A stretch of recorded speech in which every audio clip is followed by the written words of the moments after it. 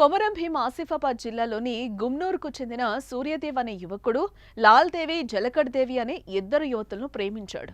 3 ఏళ్లుగా వీరి ప్రేమ వ్యవహారం నడుస్తోంది. అయితే ప్రేమించిన ఆ ఇద్దరు యువతులకు పెళ్లి చేసుకుంటారని సూర్య మాటిచ్చాడు. మరి అన్నమాట తప్పకూడదు అనుకున్నాడో ఏమో ఈ ట్రయాంగిల్ ప్రేమ కథను వారిద్దరికీ చెప్పాడు.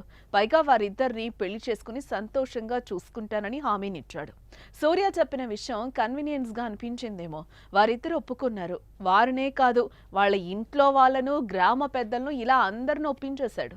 అంతా ఒప్పుకున్నారు. ఇంకే ఉంది, ఘనంగా పెళ్లి ఏర్పాట్లు చేసుకున్నాడు. ఒకే పెళ్లి మండపంలో ఒకే ముహూర్తానికి అతిథుల సమక్షంలో ఇద్దరి మెడలో 3 ముళ్ళు వేసి ఇద్దరికి ఒకేసారి భర్తగా మారిపోయాడు. వారిద్దరిలో ఎవరికీ లోటు లేకుండా చూసుకుంటారని బాండ్ పేపర్ పై రాసిచ్చాడు. ఇదిలా ఉంటే ఆ యువకుడికి 3 ఎకరాల పొలం ఉంది. అందులో వారిద్దరికి చెరో సగం అంటే ఎకరన్నర చొప్పున రాసిచ్చేశాడు. దీనికి పెద్దలు కూడా అంగీకరించారు. ఈ పెళ్లికి సంబంధించి వార్త సోషల్ మీడియాలో వైరల్ గా మారింది. నెటిజన్లు వివిధ రకాలుగా స్పందిస్తున్నారు.